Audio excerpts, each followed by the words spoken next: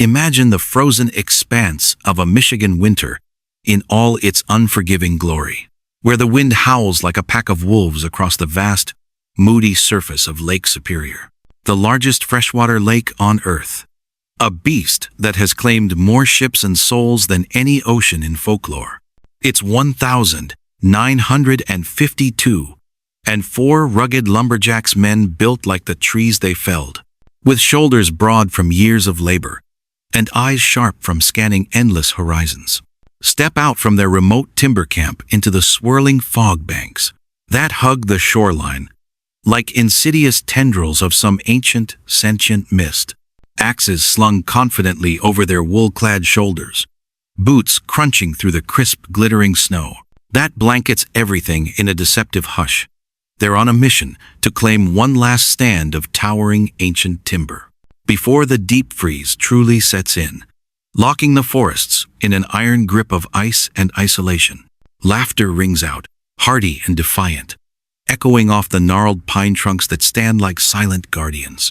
Jokes about stubborn stumps that fight back harder than a cornered bear. Tales of the warm venison stew simmering back at the bunkhouse.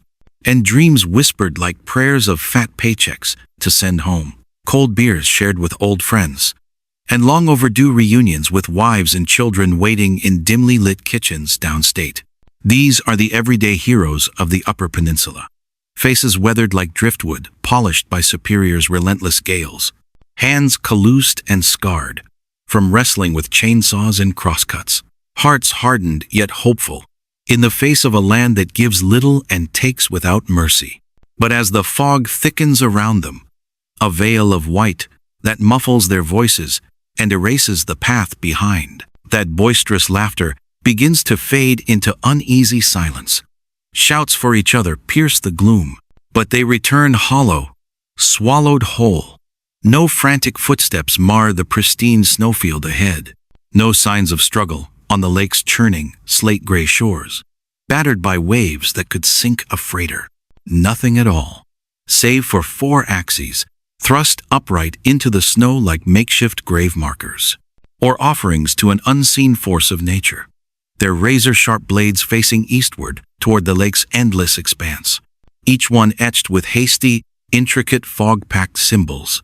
Swirling runes that twist like smoke signals from a forgotten era, seeming to pulse with an eerie, otherworldly warning, as if the mist itself has descended, reached out with invisible hands, and claimed these men for its eternal collection. For 68 long, haunting years, this spine-chilling enigma haunted the isolated hamlets of the Upper Peninsula, whispered around crackling log fires in smoke-filled taverns, passed down as a bedtime ghost tale to wide-eyed children huddled under quilts against the biting cold, and mourned in quiet family gatherings, where photographs yellowed with time stood as silent tributes. Families clung to those fading images like lifelines. Communities etched the profound loss into their rugged existence, turning annual memorials into solemn rituals that blended grief with the land's unyielding spirit. It became the stuff of local legend, a cautionary saga of men swallowed whole by Superior's wrathful breath, inspiring folk ballads and oral stories broadcast on chilly evenings.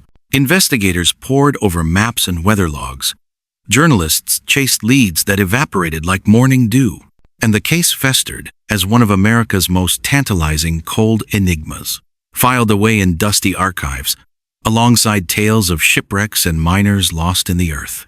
Yet, in the quiet isolation of a winter exploration in 2020, a local hiker pierced the icy veil of time. While probing forgotten ridges on a solitary outing, his eyes uncovered a frozen secret, a weathered leather pouch, preserved in a glacial crevice, clutching a hand-drawn map that shattered the myth and cracked open a fractured fate long buried. Welcome back, fellow truth-seekers, to Fractured Fate Files, your unfiltered portal into the shadowy underbelly of America's rural mysteries, where cold cases from the forgotten corners of the heartland connect like a vast, hidden root system beneath the soil, revealing patterns of peril and the human spirit's defiance. We've journeyed deep into the tangled thickets of Texas highways where families vanished into the night, unraveled the dust devils haunting Route 66's endless blacktop. And now we plunge into this bone-deep chill, the 1,952 vanishing of the Keweenaw Four in Michigan's Upper Peninsula. This is a saga of fog-bound souls adrift in a wilderness that blurs the line between folklore and fatal folly, where desperate men turn to ancient tales in the face of economic despair. Was it nothing more than a tragic blizzard mishap? A simple slip into disorientation on treacherous terrain that has claimed countless before and since? A simmering workplace rivalry that turned sour under the whiteout's cover? Or something far more arcane? A belief in old forest lore. Those mythical guardians said to watch over the pines and hemlocks, demanding respect from those who carve away their domain. Grab a thick blanket, stoke that fireplace until it roars, and prepare to immerse yourself in the narrative. Because the story of these four vanished men doesn't ignite with the fog's embrace. It begins far earlier, with the thunderous roar of axes biting deep into unyielding wood, the unbreakable camaraderie of the campfire circle under star-pricked skies, and the fragile, fleeting promise of a spring thaw that cruelly never arrived for them. The Upper Peninsula of Michigan in 1952, that vast windswept frontier protruding like a defiant fist into the heart of the Great Lakes, was a land raw and untamed, still resonating with the spectral echoes of bygone eras, the thunderous stamp of iron mines that had fueled the Industrial Revolution, the creak of birch bark canoes from fur traders bartering with Ojibwe and Huron nations, and the mournful toll of shipwreck bells from vessels lost to Superior's depths, her waters a graveyard of twisted steel and splintered timber. This wasn't some idyllic postcard wilderness romanticized in travel brochures. No, the UP was a brutal elemental force of nature, where Lake Superior's frigid breaths, those gales whipping off her 350-mile coastline, carved deep, shadowy fjords into sprawling pine and hemlock forests that stretched unbroken for miles, where blizzards could descend without warning to bury a man in drifts taller than houses, and where the lake's waves, often exceeding 30 feet in fury, roared with the primal thunder of an applauding giant. The post-war economic boom, fresh from victory over Axis powers, had injected a surge of life into this remote region, with timber camps like Shattuck's Mill sprouting up like resilient weeds amid the Porcupine Mountains, a jagged, 1.5 million acre spine of Precambrian rock and resilient evergreens that guarded the peninsula's wild interior like a natural fortress. These camps were gritty bastions of human endurance, raw outposts alive with the acrid tang of sweat-soaked flannel, the metallic clang of steel axes and early chainsaws, and the perpetual survival dance against the elements that could transform a sun-dappled morning into a life-or-death struggle by noon. They fueled the insatiable appetite of America's industrial heartland. Logs floated down swollen rivers like the Black and Presque Isle to massive sawmills in Marquette and Escanaba, where steam-powered blades devoured the trees to produce the lumber, building Detroit's booming auto factories, Chicago's sprawling suburbs, and the endless housing tracts dotting the Midwest. Life in these isolated woods was a relentless, back-breaking grind that tested the soul. Dawn patrols hacking through dense underbrush and frozen ferns to fell colossal white pines and red oaks, some specimens so massive, with trunks 10 feet across, that it took a coordinated team with double-bitted axes, wedges, and even primitive dynamite charges to bring them crashing down. In a symphony of splintering wood and shaking earth, evenings spent in the flickering glow of kerosene lanterns, swapping tall tales of narrow escapes and legendary hauls over steaming pots of venison stew simmered slowly with foraged wild leeks, potatoes from root cellars, and a dash of moonshine distilled from maple sap. Winters escalated the gamble to perilous heights, a high-stakes poker game against superior's fury, where one wrong step off a ridge or a snapped guy line on a load could mean hypothermia's insidious creep, frostbite claiming fingers and toes, or a falling branch from above, like judgment from the skies. The men who carved out existence here weren't caped crusaders from Hollywood westerns or pulp adventure serials. They were ordinary, resilient stiffs, sons of Finnish, Swedish, Polish, and Cornish immigrants, who had crossed oceans for a shot at the American promise, now chasing the steady, if punishing, rhythm of the lumber trade. To keep tin roofs over their families' heads, canned goods in pantries, and a flicker of hope alive amid the encroaching uncertainty of peacetime shifts, bound by the lumberjack code. An unspoken creed of strength measured in the full arc of an axe swing. Loyalty forged in the taut lines of a timber crew, hauling logs through muck, and a collective defiance of the elements that could flip a blue sky day into a screaming nor'easter. They formed brotherhoods as tough as the bark they stripped. Tucked away at Camp 14, a weathered cluster of sagging barracks and lean-tos huddled defiantly against the relentless, bone-piercing wind that keened off the lake like a dirge. 4 particular men emerged as the unyielding backbone of Shattuck's operation. A quartet whose synergy turned grueling shifts into something approaching poetry in motion. They weren't larger-than-life legends destined for statues or songs, just hard-working everymen, each carrying the weight of personal histories into the woods, their bonds a fragile shield against the isolation. These were the Keweenaw Four, named for the peninsula's copper-rich northern tip, where many had cut their teeth.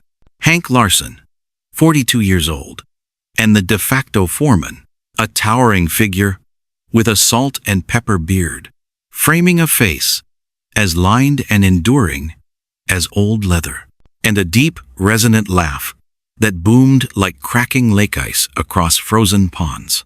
Cutting through the din of saws to rally the weary, Hank led with a quiet, intuitive authority, honed from years on the line. His calloused hands, fingers thickened from endless grips, mapping out the day's cuts on crumpled topographic maps, tracing the veins of prime timber through the Keweenaw Peninsula's labyrinth of dense cedars, firs, and balsam groves, clinging to rocky outcrops like defiant sentinels.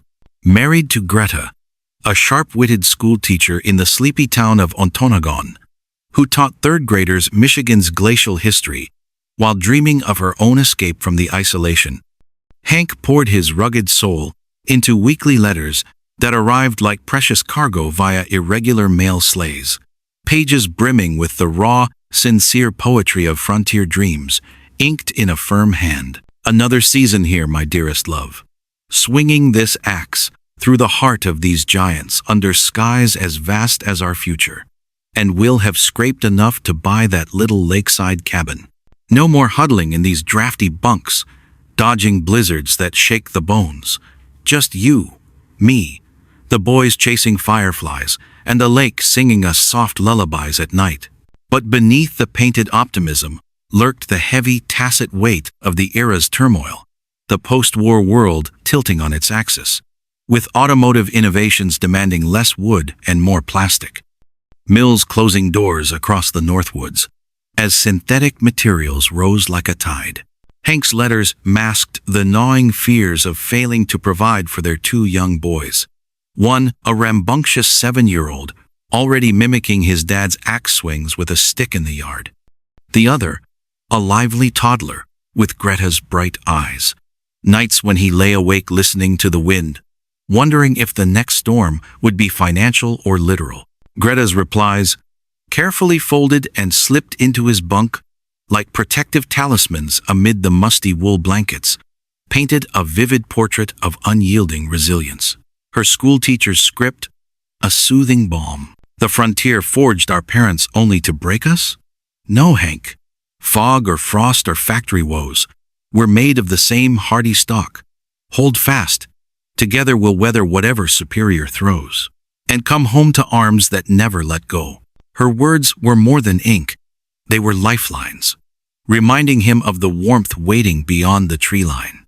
Lightening the collective load was Milo Svensson, Hank's affable 3-8-year-old brother-in-law, the undisputed morale booster and team jester, with a battered harmonica perpetually nestled in the breast pocket of his oilskin jacket, ready to coax out a plaintive blues riff or a lively jig that could slice through the monotonous drone of saws like a hot knife through butter.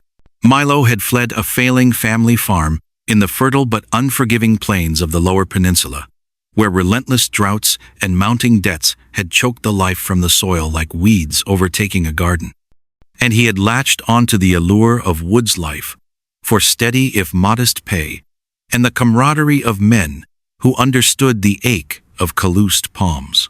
His quick wit and irreverent spirit were shields during those endless 16-hour shifts, tossing quips about waltzing with falling branches that drop faster than bad luck, or serenading particularly stubborn stumps with mocking laments, until the crew's laughter eased the strain, and the tree finally fell.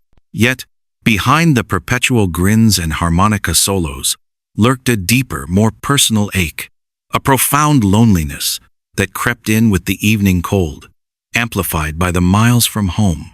His letters to his widowed mother in Lansing's working-class streets were candid and laced with self-deprecating humor, masking grief, written by lantern light.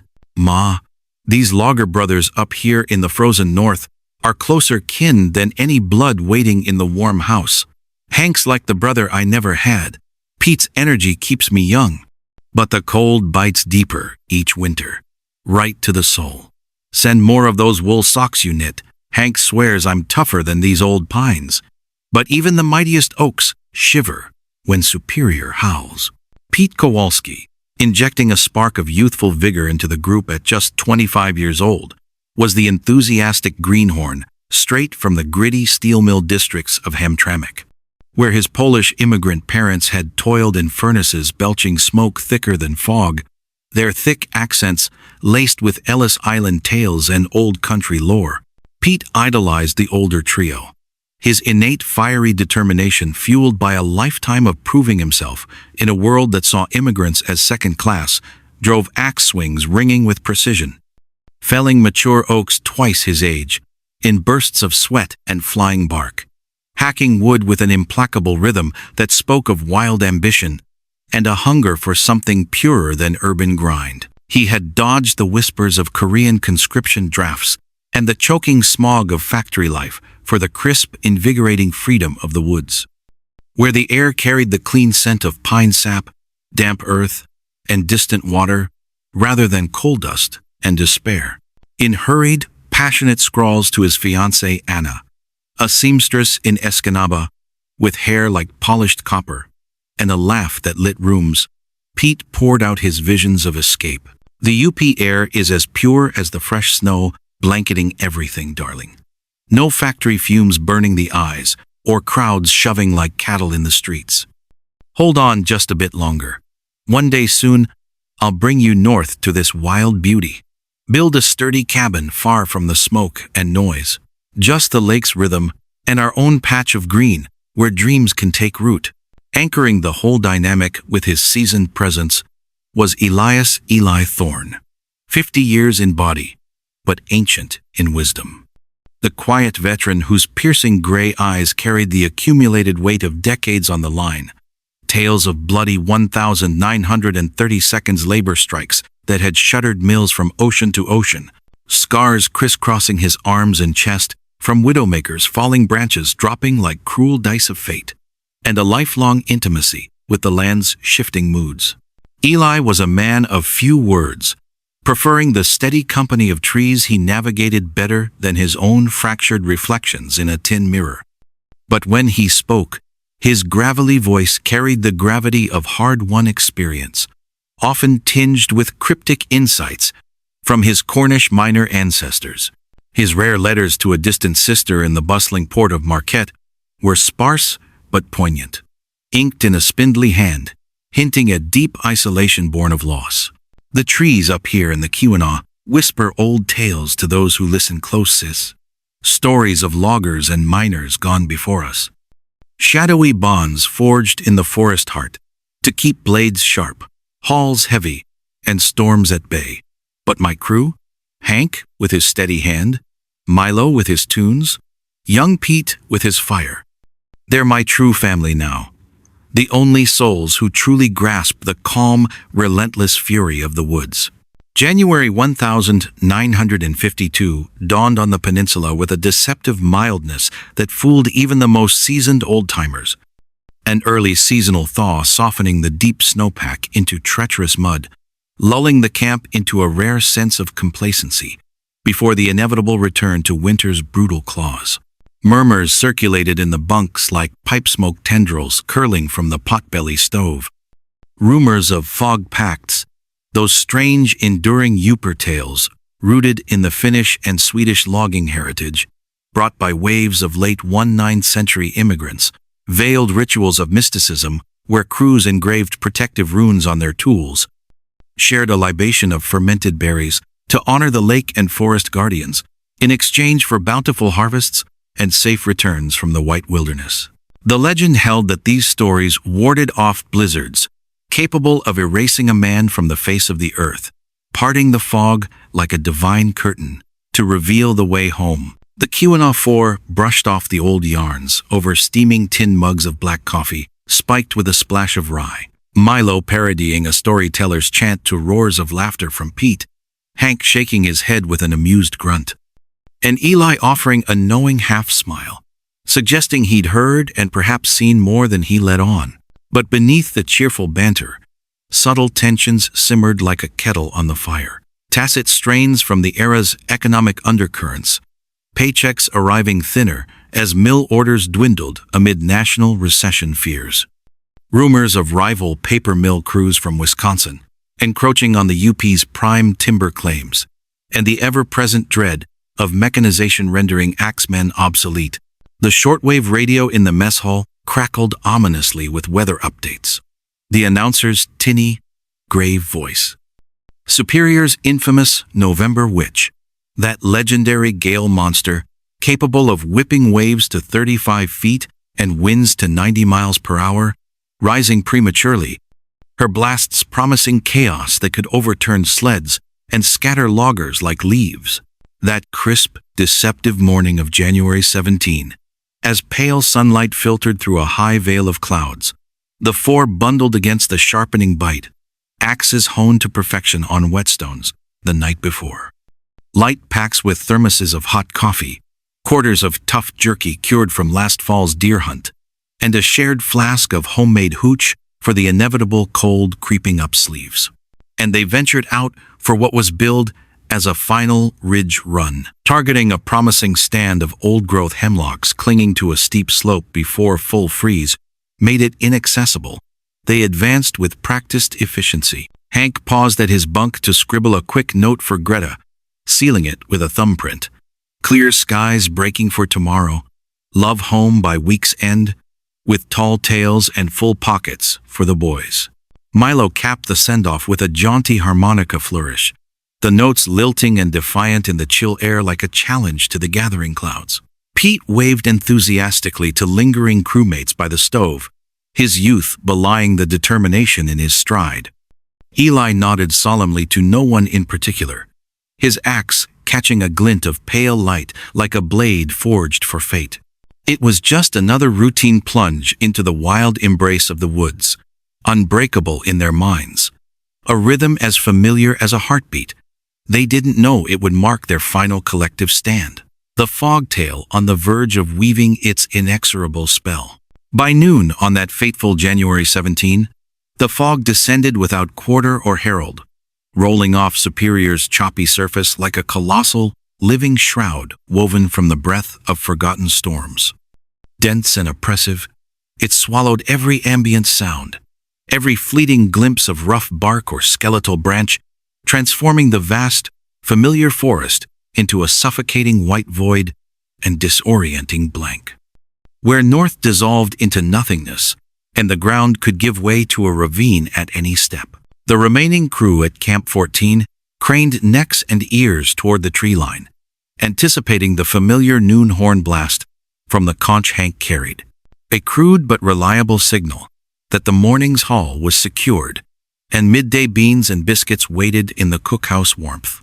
But only an unnatural smothering silence replied, weighing heavy as a pall over the yard. At 2 p.m. sharp, boss Harlan Shattuck, a grizzled, no-nonsense veteran of 3 decades in the lumber trade, his face a map of scars from a 41mm accident, fired the emergency flare into the thickening sky, its crimson arc streaking like a vein of blood before vanishing into the mist. Yet no answering smoke column rose from the ridge, signaling all clear. As twilight crept prematurely under the veil, casting the camp into premature dusk, a palpable dread settled over the men like frost on a window pane. No silhouettes of the four trudging back with groaning sleds under fresh loads. No banter or calls to break the tension. No trace of the familiar boot rhythm on packed snow. Shattuck, his instincts screaming alarm, dispatched an initial reconnaissance team at dusk. 3 sturdy loggers, armed with lanterns and bear rifles, venturing a half-mile into the fog toward the ridge. What they stumbled upon in the deepening darkness would etch into memories for generations. 4 axes, planted vertically in a low snowbank, their handles jutting like the spines of buried beasts. Blades oriented eastward toward the brooding, invisible presence of the lake, each marked with freshly carved fog-packed runes. Intricate loops and angular crosses evoking talismans of long-dead storytellers, seeming to glow faintly in the lantern's wavering light as if infused with latent energy. No signs of struggle marring the pristine, untouched surface. No shreds of woolen jacket, no dragged heel furrows, no scattered tools suggesting panic or conflict. It was disconcertingly immaculate, as if Hank, Milo, Pete, and Eli had simply evaporated into the ether, leaving their tools as enigmatic markers of their erasure site. Panic erupted in the camp like a lit powder keg, electric and visceral, voices overlapping in urgency as Shattuck bellowed orders. He rallied every able soul, 20 loggers total, faces grim under fur caps, arming them with pitch-impregnated pine knot torches, flaming against the inky night, their cries tearing through the fog in desperate waves, while lanterns danced erratically like will-o'-the-wisps from lost souls in maritime tales. By first pale light of dawn, on January 18, word had crackled along sparse telephone lines and local radios to the nearest outpost in Ontonagon. Wives Greta and her sister Ingrid, Milo's kin, a tough, no-nonsense nurse who'd patched more logging wounds than anyone, stormed the weathered sheriff's office in a flurry of skirts and determination. Their faces drained to birch bark pallor, demanding immediate action, with voices hoarse from a night of tearful pacing and fervent prayers. Search and rescue operations mobilized with the urgency of a wartime call-up. Massive snowcats from the National Guard rumbling over treacherous drifts, their diesel engines roaring as treads churned mud into rivers of slush. Bloodhound packs from local breeders loosed, baying plaintively at phantom scents drifting on the erratic wind, noses twitching for any hint of wool, leather, or the metallic tang of axe oil. Coast Guard cutters from northern stations slicing through Superior's choppy, leaden waters, spotlights sweeping shores for signs that might have drifted from a lakeside wander. Aerial support attempted valiant runs, bush planes from local airstrips buzzing low in futile loops over the coordinates, but the implacable fog grounded them like a cosmic jest, visibility dropping to absolute 0 feet. The same culprit that had ensnared the men now mocking rescuers with indifferent opacity. Days blurred into a frantic, exhausting haze of motion. Volunteers flooding in by truck from nearby towns like Houghton, Ironwood, and even across the border to Hurley, Wisconsin. Forming extended human chains, snaking through 50 grueling miles of ridges, ravines, and frozen streams. Flashlights and headlamps piercing the underbrush for any unnatural glint of metal, fabric, or bone. Boots sinking hip-deep in snow. As hypothermia nipped exposed skin, they unearthed only frustrating echoes of the ordinary. A discarded thermos from camp stores, its side dented under a careless heel, but holding no clue beyond a sticky, faint coffee residue. like a bitter remnant of the routine morning ritual, now turned tragic. As the second week dragged implacably, the enigma of those ominous runes began drawing a cadre of outsiders. Local historians and folklorists from the university in Houghton, poring over high-resolution photographs under magnifying lamps, cross-referencing with yellowed archives of immigrant lore, identifying the symbols as echoes of spirit marks, talismans engraved during forest gatherings to invoke protection from logging and hauling perils. But the scholars scratched their beards in baffled accord. It made no logical sense why deliberately plant the axes as ritual markers, blades exposed like supplication, rather than dropped in flight or fall? An old recluse trapper named Oscar Gustafsson, Swedish descendant with a cabin deep in the backcountry, swore on his worn family Bible during a sheriff's interview that he'd heard ethereal, faint harmonica strains drifting from the fog-veiled ridge. That very first night of the vanishing, a melancholy tune Milo was known to favor. The notes twisting like smoke, but swift dismissals followed from skeptics, attributing it to wind whistling through pine needles or desperate projections of grieving minds. Flickering leads promising breakthroughs dried up as abruptly as a summer creek. Pete's devoted fiancée Anna, her hands idle at her sewing machine, received a crumpled postcard by mail just days after the alert, postmarked vaguely from a town downstate. All safe and sound here, fog lifting soon enough. Tell Ma not to worry too much. The handwriting, a strange approximation of Milo's loopy, idiosyncratic script, but off in subtle ways that state forensics graphologists flagged as a crude forgery. Likely the work of a sensational hoaxer or perhaps a clumsy sympathizer trying to offer false comfort. Rumors proliferated unchecked, swelling like superior in a spring freshet. Whispers of bitter rivalry with a Wisconsin border mill crew, competitors guarding their turf too jealously. Theories of blizzard-induced disorientation leading to tragic ends, the men wandering in circles until exposure and exhaustion took hold. Or, fueling the superstitious current, the old tales manifesting as loggers' misfortune for over-harvesting sacred groves revered by immigrants as homes, to vigilant forest guardians folklore entities, demanding respect for every tree felled without care.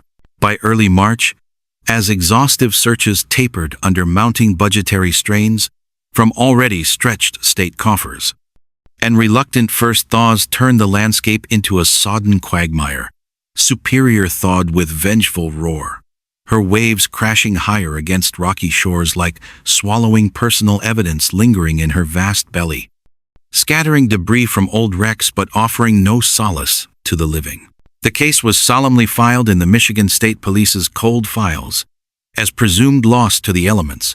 4 robust, irreplaceable men, erased from maps and memory banks without a single verifiable trace, their absence carving a void in the community that echoed louder than the sharpest axe blow ever could.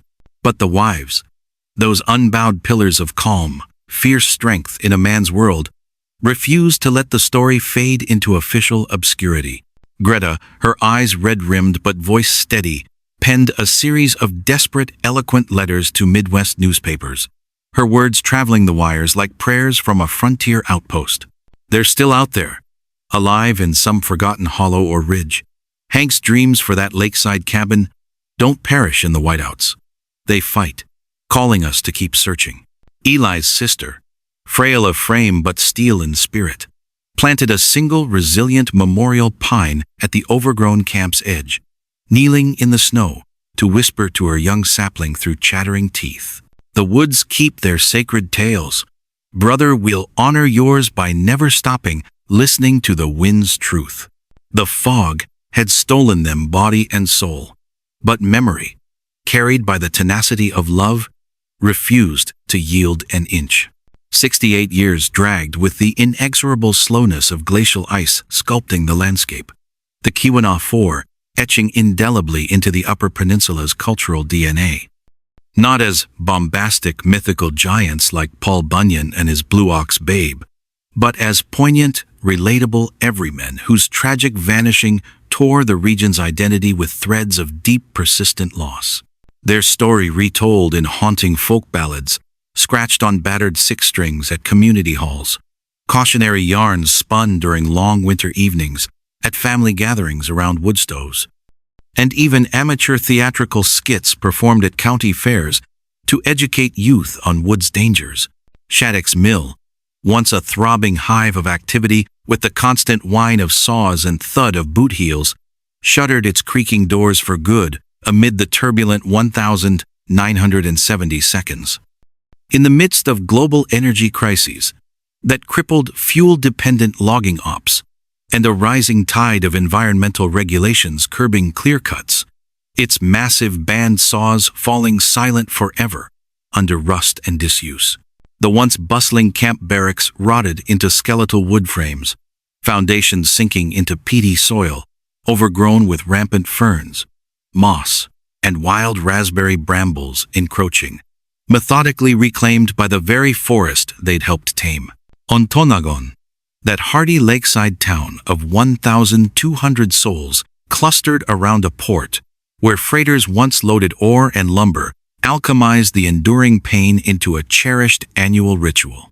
The Fog Festival, inaugurated mid-1960 seconds by community leaders seeking solace, now drawing locals, descendants, and curious Midwest travelers, with ethereal lanterns strung like stars through pine groves, public dramatic readings of Hank's saved letters under Superior's vast, star-pricked skies, and crackling bonfires where elders and storytellers gathered to share what-ifs and eyewitness accounts into the deepening night. The air thick with the scent of smoked fish and shared sorrow. Greta, the emotional center of the vigil, who had aged into a silver-haired matriarch of quiet dignity, passed peacefully in 1989 at 72, from the cumulative toll of a heart wearied by decades of steadfast waiting and advocacy, but not before bequeathing a precious trunk of correspondence to her sons. Yellowed envelopes, meticulously tied with ribbons, brimming with vivid dreams articulated in her precise script of a cabin free from the lake's grasping cold that steals more than warmth. Words her boys revisited obsessively, like sacred texts consulted for guidance in their own trials. Those sons, indelibly shaped by the shadow of absence, channeled the void into purpose. The elder, now in his late 70 seconds, became a dedicated park ranger for the Porcupine Mountains Wilderness State Park, patrolling the vast expanse annually with a metal detector humming in his pack and a hand-annotated dog-eared map of the ridges tucked in his vest. His worn boots tracing and retracing paths his father might have trod that last dawn.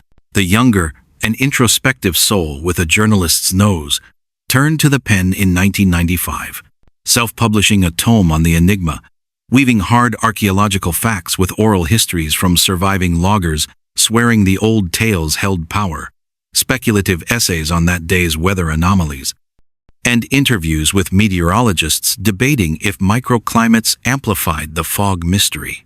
Milo's sister Ingrid, a powerhouse who'd nursed countless upworkers from the brink, kept the collective flame burning longest, running a local diner well into the 2000s.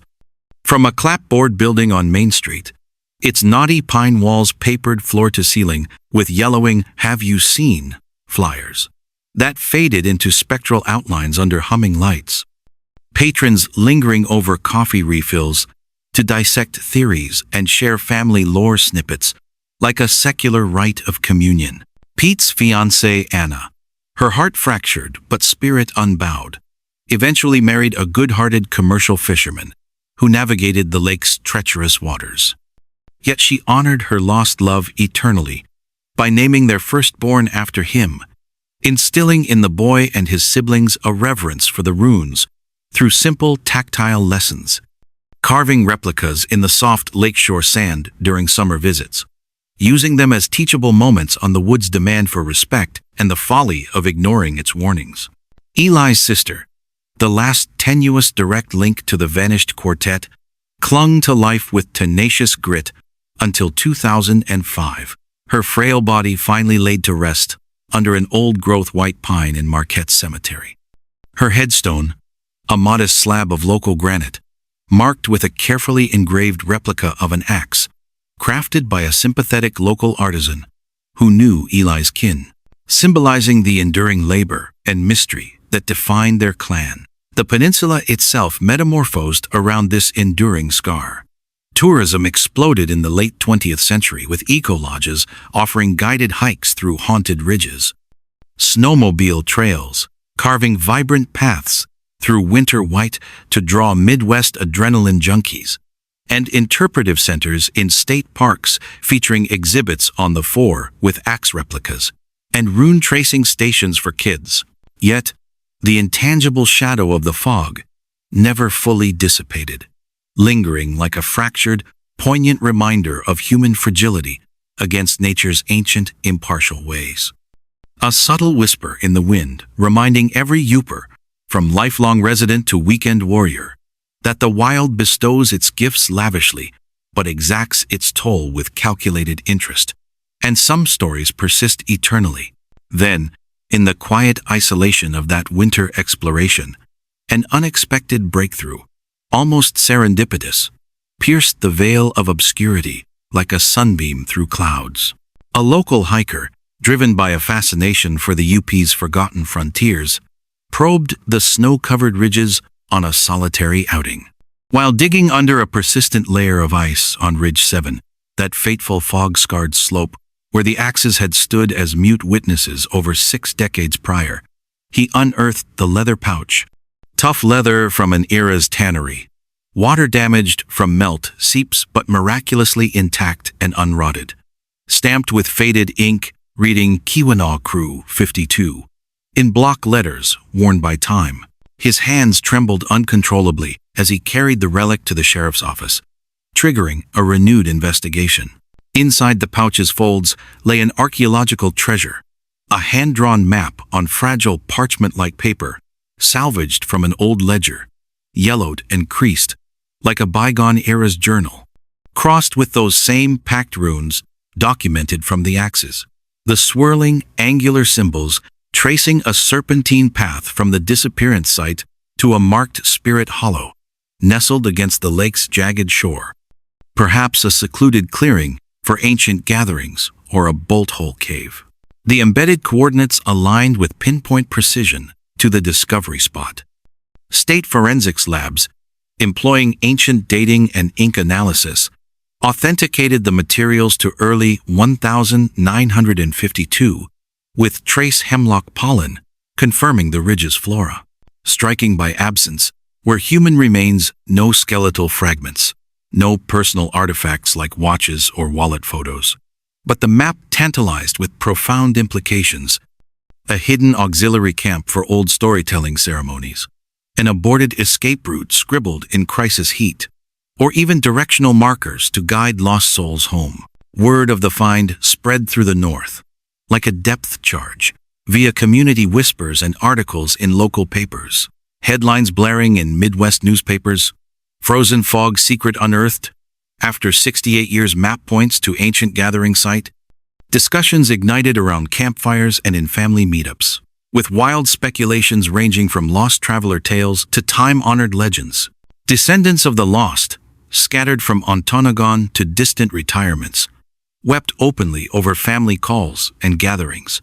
Greta's grandson, the steadfast ranger now gray at the temples, spearheading renewed digs with simple field tools, which teased intriguing underground voids and metallic signatures, but yielded no immediate closure.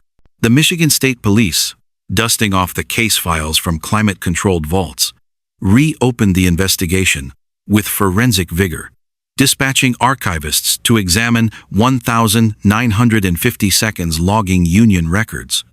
For whispers of ancient storytelling, traditions blending folklore with daily life, while a team of folklore scholars debated the layered origins of the runes, potential influences from Scandinavian migrants, mingling with Anishinaabe Lake Guardian myths, or even Cornish miner tales from Eli's heritage. But as excitement crested in local conversations and shared stories, Deeper questions spiderwebbed through the revelation. Why had the map surfaced precisely now, after decades of undisturbed slumber? Coincidence of milder winter melt patterns? Or timeless timing? Had the fog, in folkloric terms, finally shared its secret? Or was it only the tantalizing tip of a far vaster mystery lurking just beneath the surface? And the question that clawed relentlessly at every inquisitive mind, from locals to researchers: where, in the end, were Hank, Milo, Pete, and crucially Eli? The fog, in its capricious wisdom, seemed far from done with its enigmatic murmur, sharing only cryptic fragments, teasing the full truth from the cold, unyielding earth, one shiver at a time. Spring 2021 would change everything. Spring 2021 bloomed tentatively on the peninsula, with a muddy, exuberant thaw that turned rigid trails into boot-sucking brown slush. Defiant daffodils and pungent skunk cabbage thrusting through the receding snowpack, as if nature itself shrugged off winter's long yoke. When the incoming call to the Ontonagon Police Department arrived like thunder from a clear sky, a moment destined to stop hearts and rewrite histories. It was a mundane Tuesday afternoon in the modest station house, the dispatcher sipping lackluster coffee from a chipped mug while leafing through a fishing magazine, when a quavering but resolute voice crackled over the line from a downstate public phone. "This is Elias Thorne calling. Tell them I'm from the Keweenaw Four, the one who wandered off. I'm coming to set things straight." The station house ignited into organized chaos in seconds. Sheriff's deputies scrambling for notepads and recorders, frantic calls dispatched to descendants via landlines, the air electric with disbelief as the pieces clicked. Hours later, as the sun dipped toward the horizon, painting the lake in bruised purples, a gaunt but determined figure, 93 years old, moving with a spry, deliberate gait, defying his chronology, shuffled through the door off the main road, locals gawking from diner windows. Wild white hair framing a face deeply etched by time's passage and untold burdens. His Upi accent thick, rolling like gravel under tires, eyes veiled by age-related cataracts, but glinting with the sharp resolution of long-repressed ghosts. He leaned heavily on a twisted ashwood cane, its handle intricately carved with those unmistakable pact runes, knuckles blanching as he muttered under his breath. "The fog held up its end of the old tale all these years. I broke mine on that ridge, and it's haunted me since." Gasps rippled through the assembled room like a gust through dry leaves. Fingerprints lifted gently from his trembling, but steady hands matched a faded, yellowed 52 mil payroll card unearthed from archives. Overnight DNA swabs confirming the impossible miracle. Elias Thorne, the stoic anchor of the Keweenaw Four, the enigmatic veteran presumed lost to the wild or lake depths, stood alive and accountable after nearly 7 decades of shadows and silence. Local clinic medics swarmed with stethoscopes and vitals checks. No theatrical deception, no con artist's ploy, his pulse thrumming steady as a metronome. Mind crystalline, if veiled in regret and partial forgetfulness. Vitals belying a life of low-profile, careful survival. Escorted into a converted interrogation room, doubling as makeshift confessional. Walls papered in faded peninsula maps, a single bulb casting warm light. Eli took his seat amid a semicircle of wide-eyed descendants, stone-faced cold case agents, and a note-taker scribbling furiously. His voice, cracked and gravelly from disuse, finally broke the heavy anticipatory silence, like the first crack of ice on a thawing pond, unspooling a narrative as riveting and layered as any epic frontier yarn passed through generations. "We weren't innocent victims lost to the wild's caprice, good folks. No, sir. We walked into that fog with eyes open and hearts willing, choosing the old tale thinking it would be our salvation, in a world closing ranks on us hard. But forgetfulness veiled my memories for years. They return now, fragmented, like melting snow." Flash back to that pivotal January 52, as economic debts piled higher than snowdrifts. Mill quotas slashed by corporate bean counters in Detroit.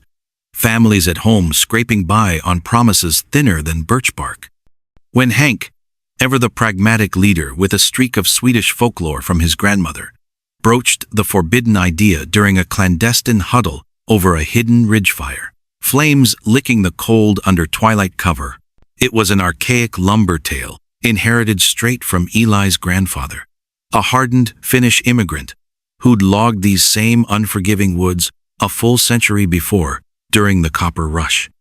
A fog pact, designed to honor the forest and lake spirits, those ethereal guardians believed to control winds and timber yields, invoking in return bountiful cuts, filling sleds and safe returns through the deadliest whiteouts. Far from the sensational bloody plots of cheap detective novels or radio thrillers, this was a communal, introspective gathering, a traditional mixture of herbs and berries from ancient recipes, shared solemnly around crackling flames to facilitate a communion with the land's stories, a hallucinogenic trap that clouded the senses, amplifying fears into vivid visions. As the fog encircled them like a theater's velvet curtain closing, the brew clouded their minds, igniting shared visions, towering trees seeming to morph into figures of long-perished loggers and forest spirits, branches extending like accusing hands from the canopy, voices rustling in the leaves demanding respect for overexploited groves without reverence in post-war greed. Reality fractured under the assault.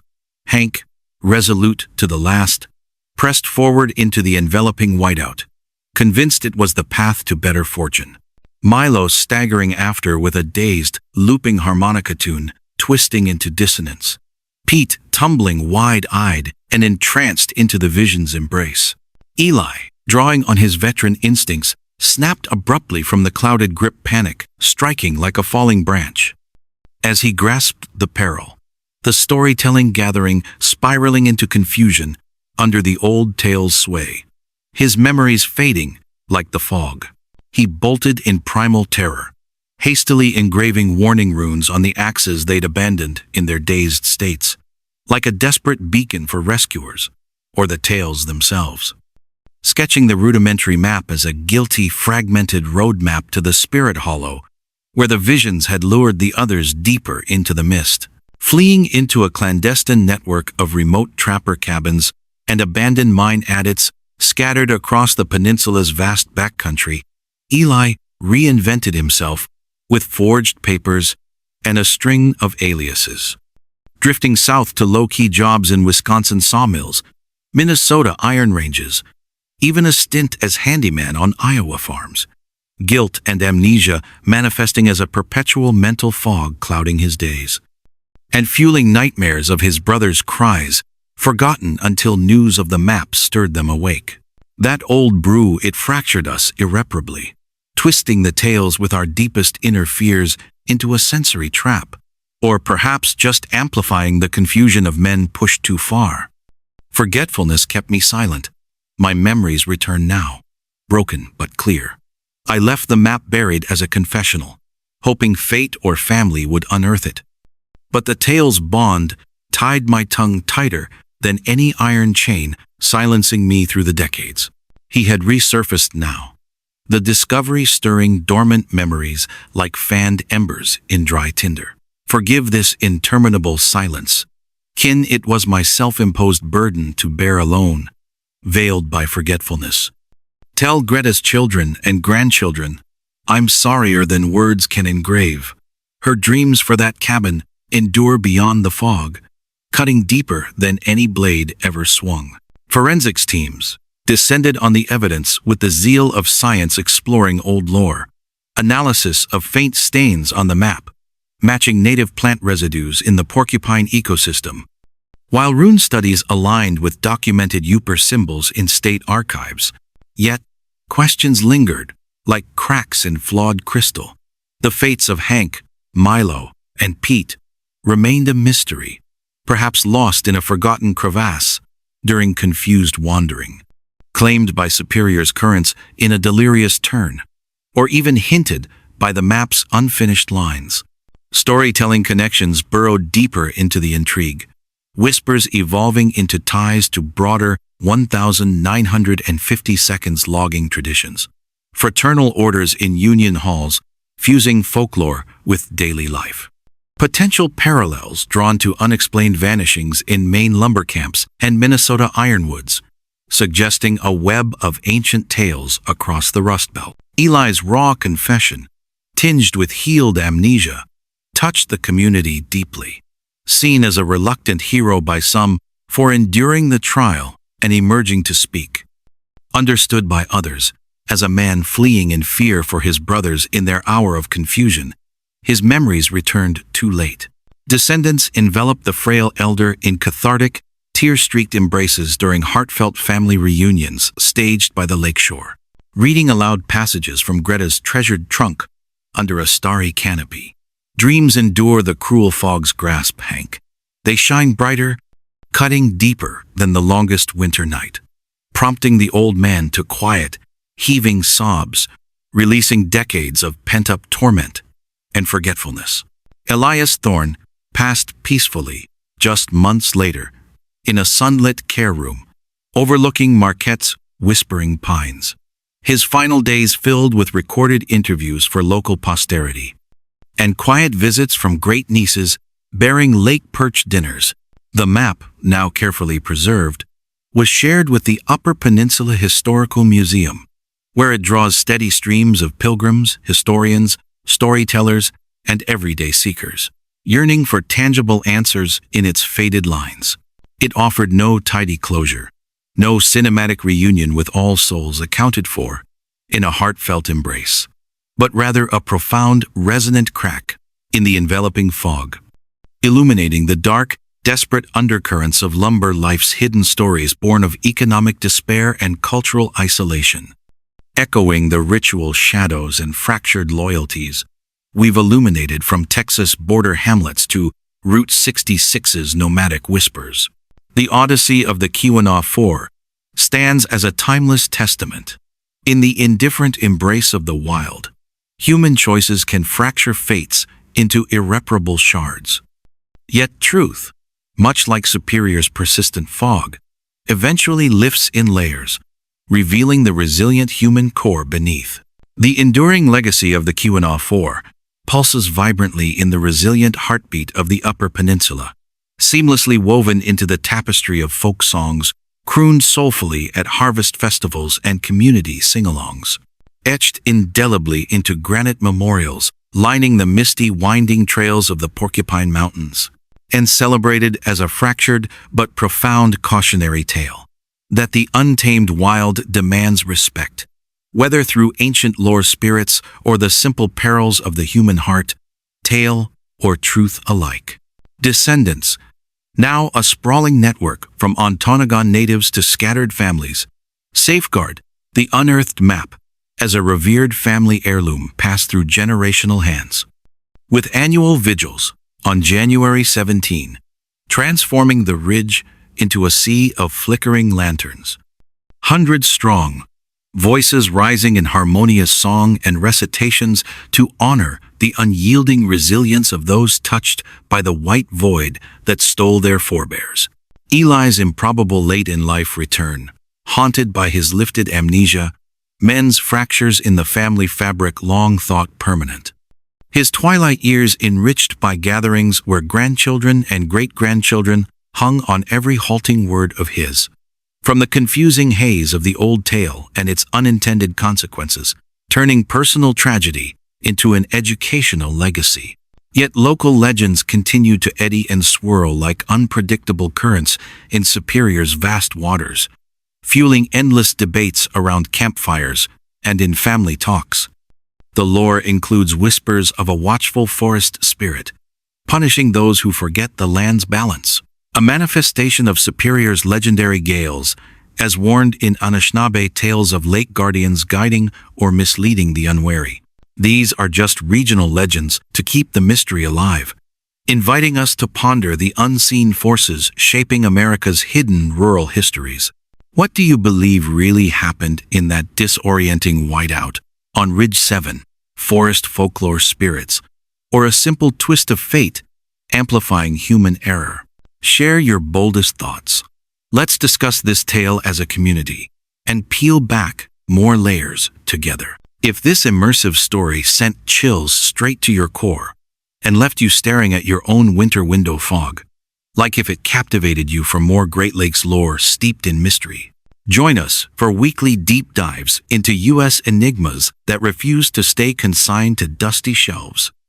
Next episode explores the 1,968 Dust Devil on Route 66 that spirited away an entire family caravan wandering into the desert's maw.